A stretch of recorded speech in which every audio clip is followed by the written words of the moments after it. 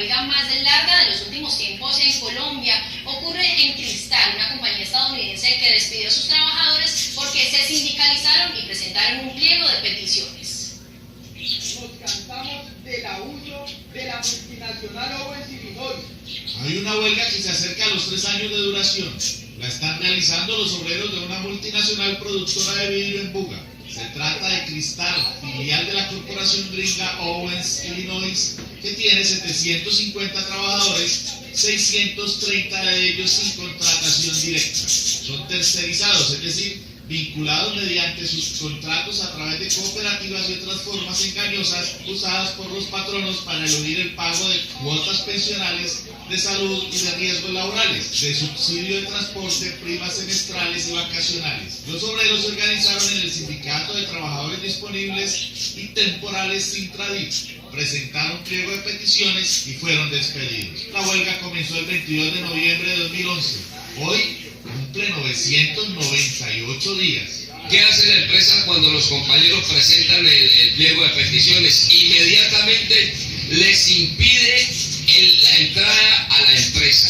A los compañeros de las cooperativas, después de tener 15 años de servicio, no les dan un solo peso, sino que los echan a la calle a aguantar hambre con su familia. Los trabajadores reclamaron ante un juzgado laboral que se obligara a Cristal a negociar el pliego de peticiones, pero una juez negó en primera instancia el reclamo obrero. El ministerio ha venido dilatando esta situación al punto que 7 veces el fallo fue aplazado por el juzgado laboral de Buga en 7 ocasiones. Ayer precisamente se dio el fallo por medio de la cual el juzgado, la juez a cargo de este juzgado, determina, absuelve la empresa, absuelve a los contratistas. La solidaridad de los trabajadores continúa expresada por integrantes del Sindicato Nacional del Vidrio, Sintravidricol.